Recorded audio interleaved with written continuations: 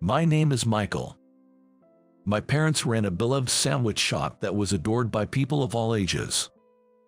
I love the sandwiches here. I end up buying them every time I'm in town for a business trip. Eating these sandwiches just feels comforting. The sandwiches my parents made had a unique taste that blended nostalgia with simplicity, and it brought smiles to all our customers' faces. All right, that'll be $2.50. Working hard as usual, kiddo, good for you. After returning from school, I would stand in front of the store to help out, and I was just as beloved by our customers as the shop was. And I too loved the customers who adored my parents' sandwiches.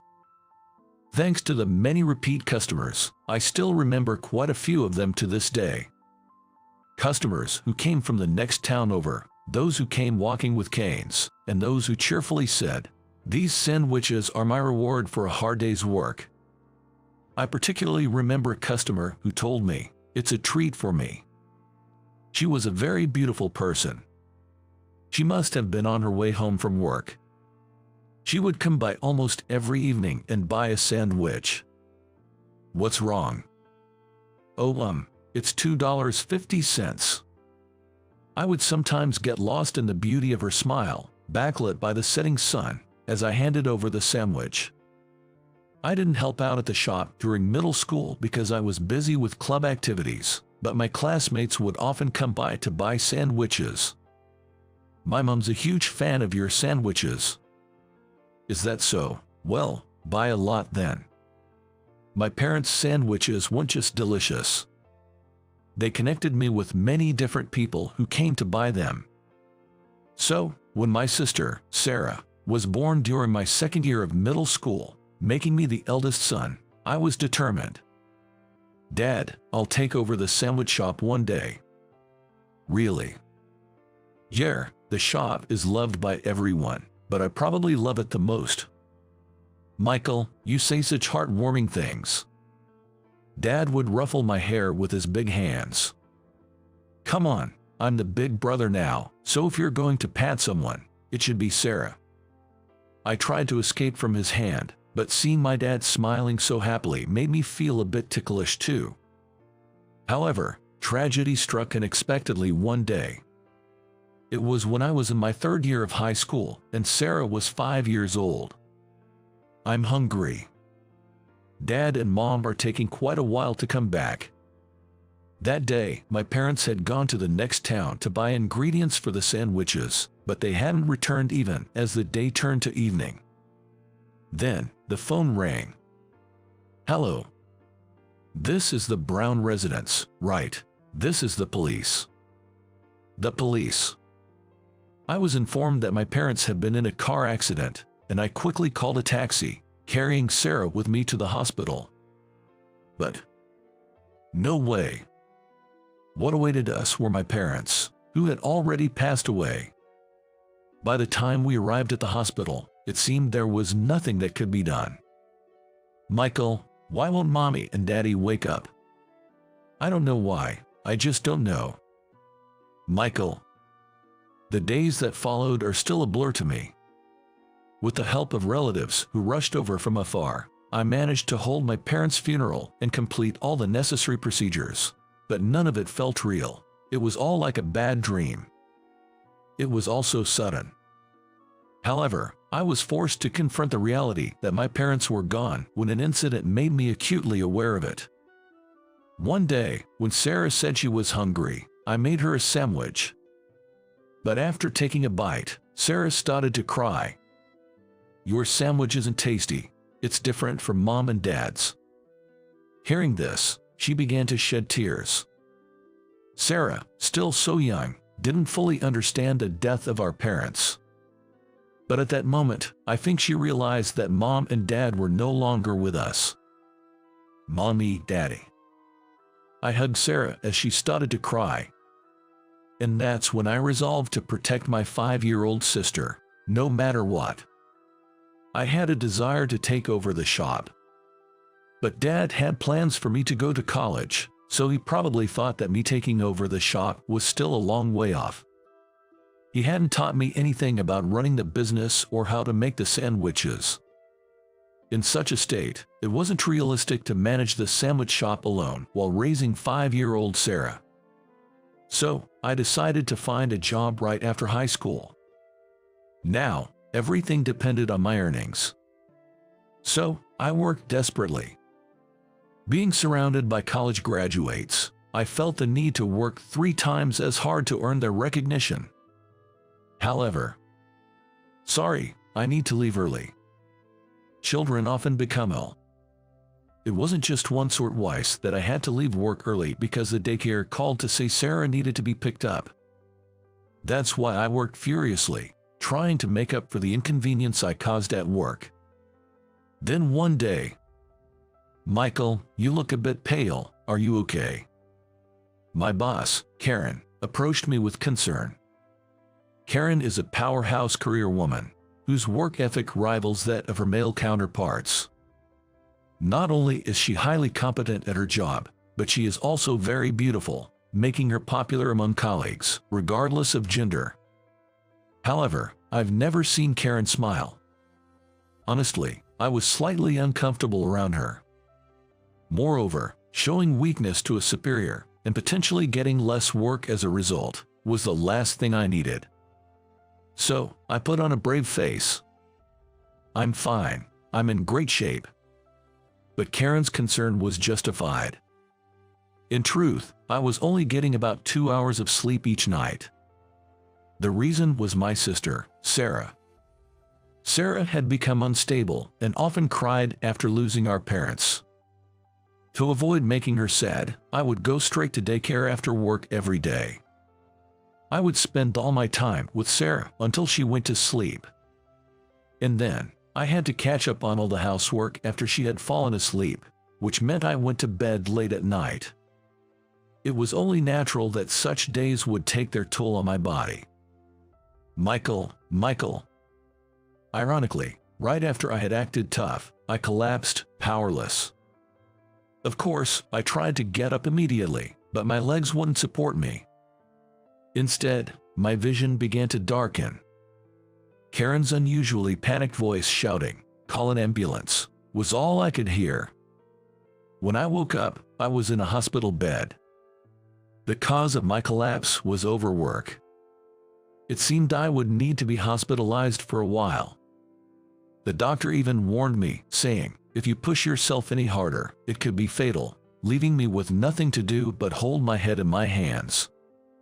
The biggest problem was what to do about Sarah during my hospital stay. I had no relatives nearby to rely on, and the daycare couldn't keep her for 24 hours. As I worriedly watched Sarah, who was dozing off beside my bed, a visitor came. "Karen, I was shocked when you suddenly collapsed. You must have been pushing yourself too hard." Karen approached with the sound of her heels clicking. "I'm sorry for causing you trouble. Don't worry about work. We can manage without you for a while. Right now, you need to focus on recovering." Karen stopped mid-sentence. When she widened her eyes in surprise, I wondered what had caught her off guard. "I was so shocked to learn that you had a child," she said, looking at Sarah, which made me burst out laughing. "Sarah is my sister." "Your sister? Oh right, of course." Karen blushed slightly and coughed as if to cover it up. This was a side of her not often seen at the office. "But it's already evening. Will your parents be coming to pick up Sarah soon?" "Actually, I don't have parents anymore." "What?" I shared with Karen. "Our parents had died in a car accident. I'm currently taking care of Sarah by myself, but my hospitalization has left me struggling to find someone to care for her." Hearing this, Karen let out a sigh. I was taken aback. "I'm sorry, my family issues shouldn't be your concern, Karen." "That's not it." "What?" I sighed because I can't believe you kept such an important matter to yourself. If I had known about your situation, we could have made accommodations for you at work. "I'm sorry, I didn't want to show any weakness." "No, Michael, you don't have to apologize. It's probably your fault for creating an environment where you felt you couldn't share." Karen sighed again, but this time it seemed to be directed at herself. After a moment of thought, she looked up and said, "I've decided. I'll take care of Sarah while you're in the hospital." "That's too much. I can't ask you to go to such lengths." "There's no need to be polite. I have a much younger brother, so despite how it might seem, I'm quite used to handling children." Karen then gently stroked the still sleeping Sarah's hair. Her eyes softened, perhaps reminded of her own brother when he was young. Just then, Sarah woke up. "Who are you?" "Sorry, did I wake you?" "No, it's okay." Sarah clung tightly to Karen's arm. Despite usually being shy around strangers, Sarah seemed comfortable with Karen. Karen looked at me as if to say, "See. It seems she really is experienced with handling children." "All right, I know I should refuse, but..." "It's settled then. I'll take good care of Sarah, so you just focus on getting better." "Okay. Oh, but there are some things you should know about Sarah." "Like what?" "She can sleep without clutching a towel blanket, and in the morning, she'll only eat toast with chocolate spread. Also, it's hard to get her to wash her hands with soap." As I frantically explained everything about Sarah, Karen's eyes widened in surprise. Then she laughed. "You really are a wonderful brother." Karen's smile was so beautiful that I was momentarily captivated, but I snapped back to reality when she called my name, "Michael." "It's nothing. Please take good care of Sarah, and if there's any trouble, feel free to contact me anytime." "All right, understood." Karen and I exchanged contact information. My hospital stay lasted 2 weeks, but Karen sent me photos of Sarah looking happy every day via texts, which greatly eased my mind. I truly couldn't thank Karen enough. I was wrong to have had a cold impression of her in the past. And on the day of my discharge, I bought a thank you gift and went to Karen's house to pick up Sarah. "Really, I can't thank you enough for everything. It seems like you were very kind to Sarah as well." "Haha, it's all good. I had a wonderful 2 weeks myself. Come on in, I was just making sandwiches for Sarah." "Sandwiches?" When I entered, Sarah was happily eating a sandwich at the table. "What's going on here?" After what happened with her mom and dad, Sarah used to hate even the sight of sandwiches. Karen's sandwiches are so delicious. They taste just like mom and dad's. "Really?" Surprised, Karen offered me a sandwich. "Would you like to try one, Michael?" "Yes, please." Karen's sandwich. When I took a bite, I was as shocked as if I had been struck by lightning. Of course, it was delicious, but this tastes just like my mom and dad's sandwiches. Just like Sarah said, Karen's sandwiches tasted remarkably like my parents'. It couldn't have been just a coincidence. My mom and dad spent years of trial and error perfecting that sandwich. Karen said to me, surprised, "Actually, I was a regular at your parents' sandwich shop." "What?" "As a reward for working hard, I almost went there every day." Karen laughed. Just then, the setting sun shone through the window behind her. "Ah!" I couldn't help but exclaim. The beautiful person who used to come by every evening after work to buy sandwiches. That beauty, smiling against the backdrop of the setting sun, was indeed Karen. I was truly saved by your parents' sandwiches. She began to share. Moving to the city for work from the countryside was tough, especially being looked down upon by male colleagues. Even when she proved them wrong with her results, she faced harassment for being a woman. And as she continued to strive, there came a point where she could no longer smile genuinely at work. It was hard feeling like I was losing myself, but eating that sandwich, with its nostalgic and simple taste, I could relax and just be me again.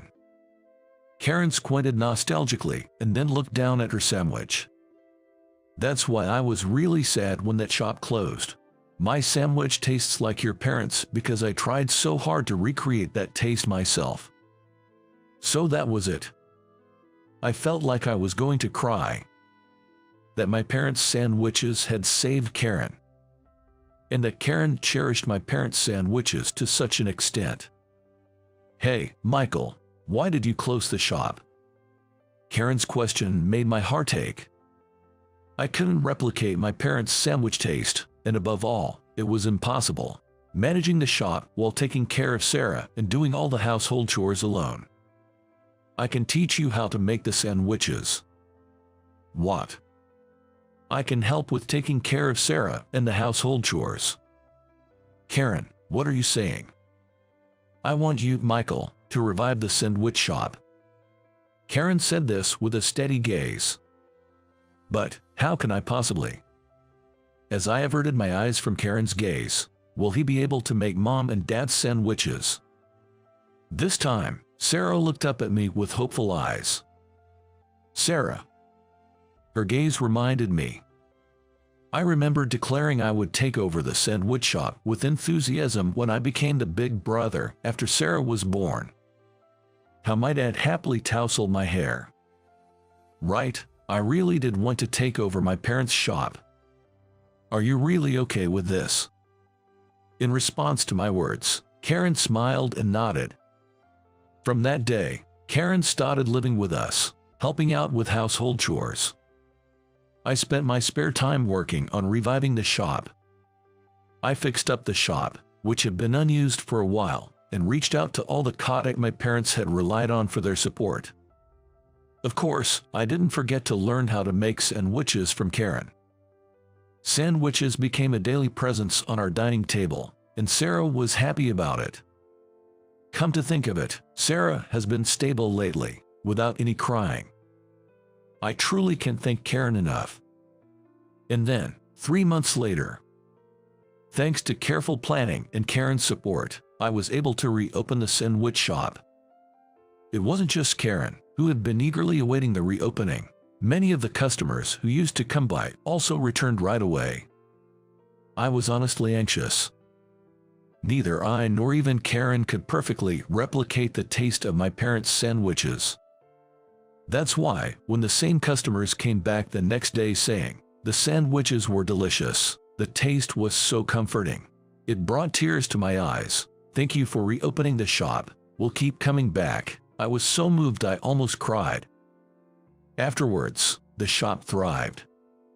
Since the sandwich shop alone was enough to support us, I quit my job. Sarah settled down completely, and I could focus solely on the shop. Seeing this, Karen said, well, the shop is on track now, so it's time for me to leave, and decided to move out. Then, wait, Karen. Sarah pulled on Karen's clothes, stopping her. Why are you leaving? Because my role here is done. That's right, Sarah. We can't depend on her forever. At my words, Sarah looked genuinely puzzled.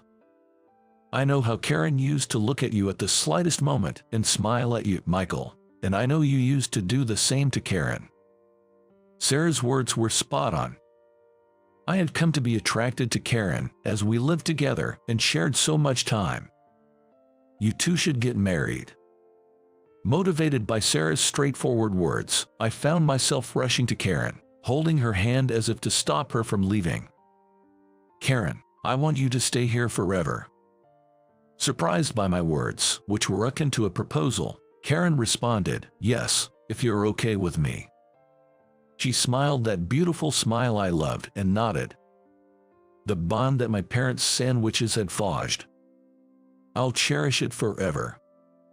After that, Karen and I got married. Now, as a couple, we're running the thriving sandwich shop. Haha, welcome. Of course, with Sarah's help too.